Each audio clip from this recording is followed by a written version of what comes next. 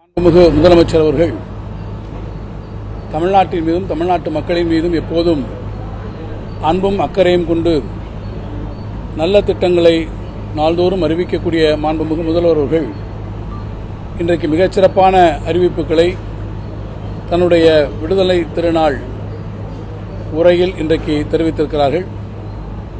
அந்த உரையில் அவர் அறிவித்திருக்கக்கூடிய மிக முக்கியமான அறிவிப்புகளில் ஒன்று, முதல்வர் மருந்தகம் என்கின்ற பெயரில் தமிழ்நாட்டில் மருந்து ஆளுநர்கள் பயன்பெறத்தக்க அளவில், கூட்டுறவு அமைப்புகள் பயன்பெறத்தக்க அளவில் 1000 மருந்தகங்கள் தமிழ்நாட்டிலே முதற்கட்டமாக திறக்கப்படும்.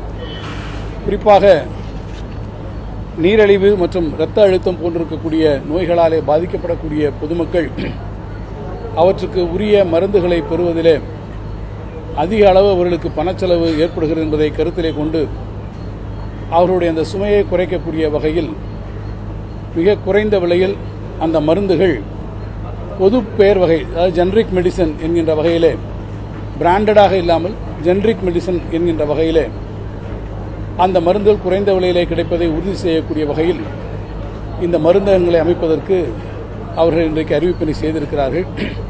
இது பொதுமக்களுக்கு பயன்படக்கூடிய அதே வேளையில் பலருக்கும் வேலைவாய்ப்பினை உருவாக்கக்கூடிய ஒரு மிகச்சிறந்த அறிவிப்பாக இந்த அறிவிப்பு அமைந்திருக்கிறது. அதேபோல முதல்வரின் காக்கும் கரங்கள் திட்டத்தினுடைய அடிப்படையில் தாய்நாட்டிற்காக தங்களுடைய இளம் வயதை முழுவதும் இராணுவ சேவையிலே கழித்து நம்முடைய நாட்டை காக்கக்கூடிய பணியிலே ஈடுபட்டிருக்கக்கூடிய முன்னாள் படைவீரர்களுடைய பாதுகாப்பான வாழ்க்கையை உறுதி செய்யக்கூடிய வகையில் முதல்வரினுடைய காக்கும் கரங்கள் என்கின்ற ஒரு புதிய திட்டத்தை மாண்புமிகு முதலமைச்சர் அவர்கள் அறிவித்திருக்கிறார்கள். இந்த திட்டத்தின் அடிப்படையிலே முன்னாள் படைவீரர்கள் தொழில் தொடங்குவதற்காக ஏறத்தாழ 1 கோடி ரூபாய் வரை வங்கிகள் மூலமாக கடனுதவி பெறுவதற்கு வழிவகை செய்யப்படும். இந்த கடன் தொகையில் 30% அதற்கு மானியமாக, மூலதன மானியமாக அதற்கு வழங்கப்படும். 3% வட்டி மானியமாக வழங்கப்படும் என்கின்ற சிறப்பான அறிவிப்பையும் அவர்கள் தெரிவித்திருக்கிறார்கள். இந்த தொழிலை தொடங்குவதற்கு நம்முடைய முன்னாள் படைவீரர்களுக்கு உரிய திறன் பயிற்சி வழங்குவதற்கும் அவர்களுக்கான மேம்பாட்டு பயிற்சிகளை வழங்குவதற்கும் உரிய ஏற்பாடுகள் செய்யப்படும் என்பதும் அவர்கள் தெரிவித்திருக்கிறார்கள். அடுத்த 2 ஆண்டுகளில் 400 முன்னாள்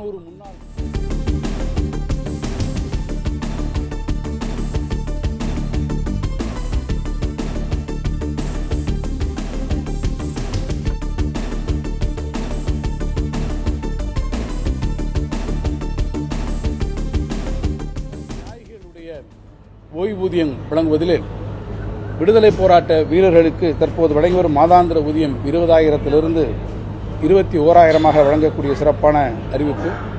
விடுதலை போராட்ட தியாகிகளுடைய குடும்பங்களுக்காக வழங்கக்கூடிய அந்த மாதாந்திர உதவித்தொகை 11,000 11,500.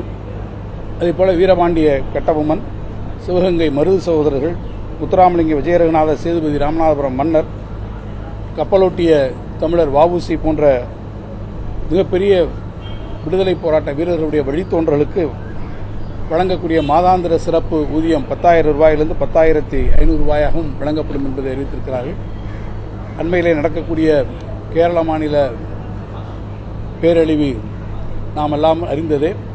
அதை ஒட்டி தமிழ்நாட்டினுடைய மலைப்பகுதிகளிலும் மேற்கு தொடர்ச்சி மலைப்பகுதிகள், கிழக்கு தொடர்ச்சி மலைப்பகுதிகள் ஆகிய மலைநிலப் பகுதிகளில் இயற்கை இடர்பாடுகள் குறித்த ஒரு முழுமையான ஆய்வுகளை உருவாக்குவதற்கு, ஆய்வு செய்வதற்கும் தமிழ்நாடு முதலமைச்சர் அவர்கள் இன்றைக்கு மிக முக்கியமான ஒரு அறிவிப்பினை அவர்கள் கொடுத்திருக்கிறார்கள்.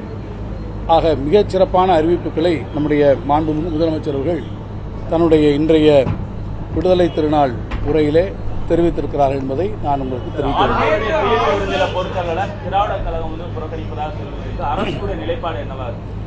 அரசின் சார்பிலே இந்த நம்முடைய மாண்புமிகு ஆளுநர் அவர்களுடைய அழைப்பினை அவர்கள் அழைப்பு கொடுத்திருக்கிறார்கள். அவருடைய தேநீர் விருந்தினை கலந்து கொள்ள வேண்டும் என்று மாண்புமிகு முதலமைச்சர் அவர்களுக்கு, மாண்புமிகு அமைச்சர் பெருமக்களுக்கெல்லாம் மாண்புமிகு ஆளுநர் அவர்கள் அழைப்பு கொடுத்திருக்கிறார்கள்.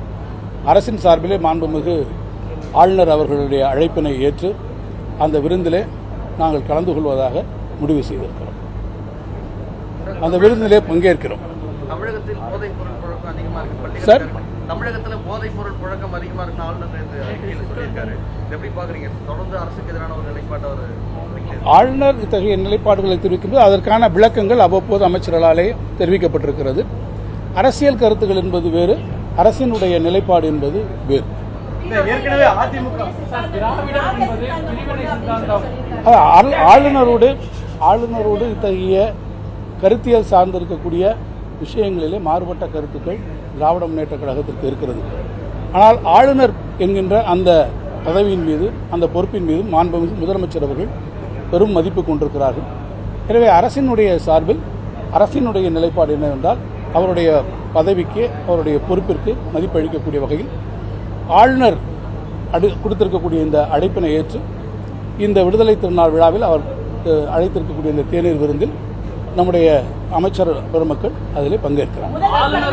ஆளுநருடைய பதவி காலம் முடிந்தும் ஆளுநர் நீடிக்கிறார் அப்படின்றதான் உங்களுடைய கூட்டணி கட்சியில் இருக்கக்கூடிய கூட்டணி கட்சி விமர்சனத்தை அதெல்லாம் கடந்துதானே இப்படி தேநீர் விருந்தில் கலந்து இல்லை, அதாவது நாங்கள் என்ன உங்கள்கிட்ட சொல்ல விரும்புகிறோம்னு கேட்டால், நான் ஏற்கனவே சொன்னதைப் போல அரசியல் கருத்துக்களிலே, அரசியல் நிலைப்பாடுகளிலே என்பது திராவிட முன்னேற்ற கழகம் என்று கொண்டிருக்கக்கூடிய கருத்தியலிலே மாறுபாடுகள் இருக்கலாம், ஆச்சரியங்கள் இருக்கலாம்.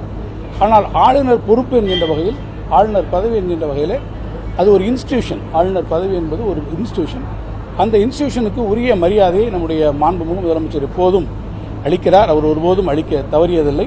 எனவே அந்த கோட்பாடுகளின் அடிப்படையில் மாண்புமிகு ஆளுநர் அவருடைய அழைப்பினை நாங்கள் ஏற்று இதிலே கலந்து கொள்வோம்.